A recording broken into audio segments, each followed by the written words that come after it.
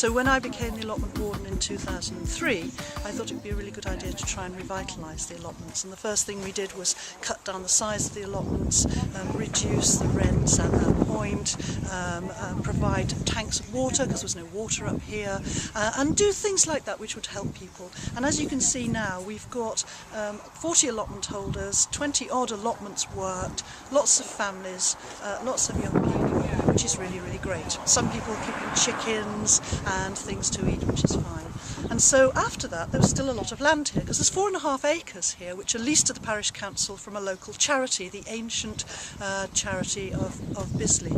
And so it was a thought that it would be really good to have some compost, and then community composting came to mind. And so there was three of us who were really excited about that. There was myself, somebody called Liz Howlett, and another woman called Nicola Blight. And we all sort of set about to explore it. We looked at other community composting schemes and we thought, how will we do this? And so then we had to go through the whole rigmarole of researching environment licensing and DEFRA stuff and water and planning, and it's quite complicated. It's not complicated, but there is a level of complication in terms of the legislation about community composting. You have to have what's called a DEFRA exempt licence, which we hold. What it also did then was participate in the County Council's Zero Waste Week, and we were the flagship village for that. And we did a whole week of events, including a trash and show at Thomas Keble School, and showed films, Messages from the Waves, and the old World War II Dig for Victory films. We got all of those from the Imperial War Museum and showed them in the village hall. And had a whole series of events. We had a rubbish artist in residence who worked with 6 families in the village, looking at what they put out in their black bags and going through it with them. It was quite an eye-opener, because there was one family who said, "Oh, we don't need to participate in this, we are very good recyclers." And when he investigated their rubbish, there was quite an eye-opener. And then he made little sculptures out of the rubbish. Again, we had an exhibition in the pavilion. So initially we set up with 4 bays, and you can see there are 7 bays here, 6 bays here. We set up with 4 bays, and it started off quite small. We had a public launch in the village where we invited people to come and talk about it to see if it was possible, and 35 families signed up at that point, so we thought, this is a goer. We got some grants from Stroud District Council and the Awards for All lottery, and we were able to fund the initial bins, and the scheme just started like that, really. But it's grown like topsy.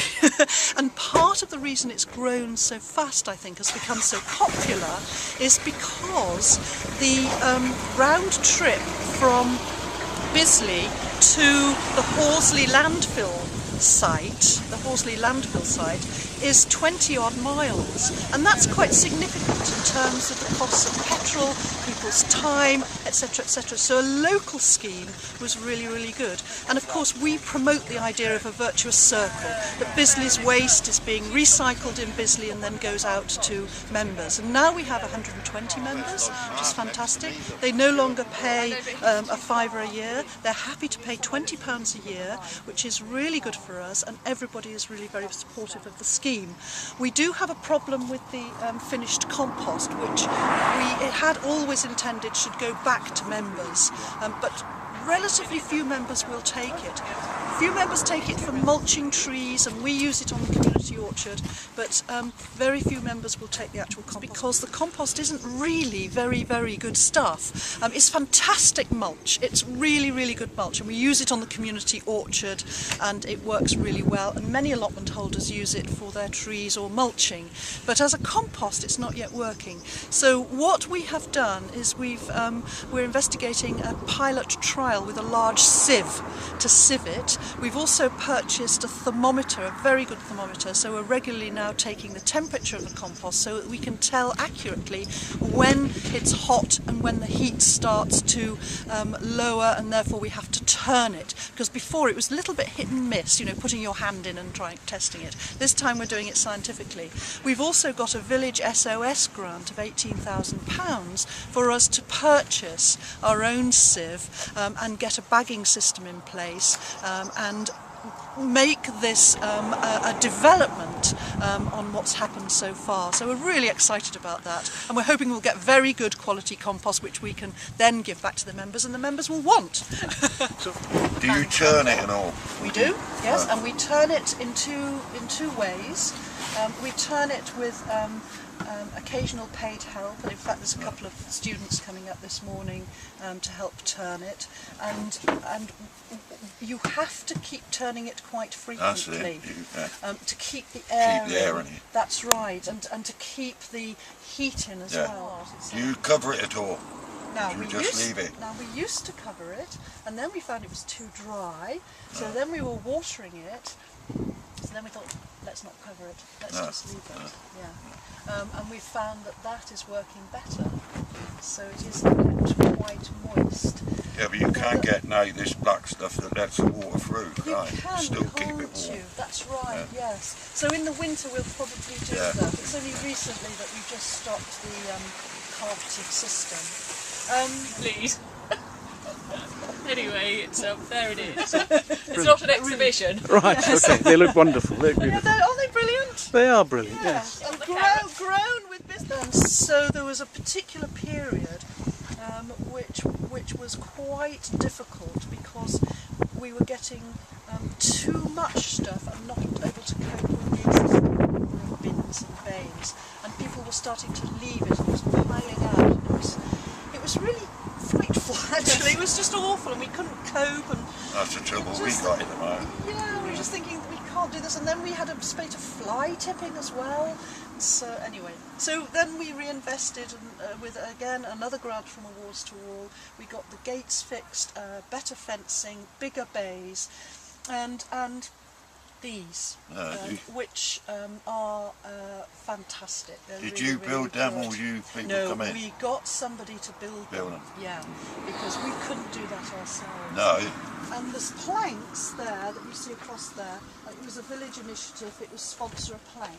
Oh, so the sleepers must have set you back some the of that. sleepers were expensive. Yeah, if you want all the information on the finances, I can give. I'm happy to give it to you, so you can see the trail and what it's cost. Yeah, they're good. So they pay their £20 and they can bring kitchen waste. No, not kitchen waste. No kitchen waste. It's green waste. Only garden. It's only garden waste. Food waste is affected by BSE and foot and mouth, and is very, very, very tightly controlled, and you can only do enclosed systems. It is possible that the legislation might change, but no, we can only take green. We're only licensed to take green waste. Right. Yes. The scheme is partly run is run partly through memberships, but also through credits from the waste landfill tax. And so when we have produced a bin of compost, we've weighed that and report it to the county council, and for every tonne we produce we get £49. So every year we're in receipt of approximately £3,000 worth of recycling credits in cash, which of course goes into helping pay for the professional labour or student labour or whatever it is that we need to help keep the scheme going. Fantastic. And tools and whatnot. So that's why the DEFRA exempt licence is important. If it's just your own local scheme, yeah, I wouldn't worry, but if it's a scheme which is serving the whole community, then in fact you need that money. And the other help that we have in Stroud District is the Stroud District shredding team, and every month they come up here and they do a big shred of our bigger stuff. So we are producing shreddings, and here you can see in this bay here, because each bay is labelled, we ask people to put larger branches, and this is what Stroud District Council do for us, and then that's mixed with the softer stuff, and then we have our own shredder that can deal with that size of stuff, and that's why we need the tool shed, because at the moment it's in somebody's garage. So each of these bays are very clearly labelled so that there's an initial separation going on when people bring their stuff, and then we, volunteers, the labour that we pay for, fill the bins, and we've started to really be very conscientious about the layering, Yes. to make sure that we get that heat really up, so that again we can keep the system going and the stuff coming through really fast. Lesley, can you explain this big mountain behind you, please? The mountain. Well, this is stuff which really hadn't composted down, and no members were taking it, and we didn't know really what to do with it, and that's when we started to think, well, we need to have a system where people are happy to take it away. So effectively it's compost which hasn't really composted that brilliantly. Now, people are coming to take it just for putting under trees and stuff. It's great for that. I use it. We use it on the community orchard. Allotment holders use it for just mulching, but they won't take it for, say, mixing their own potting composts or potting up. And we also can't guarantee, and you'll see anyway, we can't guarantee that it's weed-free, because it might not necessarily have reached the heat that's required to really kill all the weed seeds. So this is why this system with thermometers and we're being very conscientious about. And the sieve is going to come on Monday, and it will. We have been told that a third of that will be compost, good compost. So the rest of it we can then very easily put back into the bins. Right. Yeah. So would it cost a lot to get the loan of the sieve then twice a year? £300 a day. Yes. They're planning to get through that. It will be a long day, but they're hoping to get through that In one day. Really? Yeah. So do you find your members, are they good about bringing things in the right bags?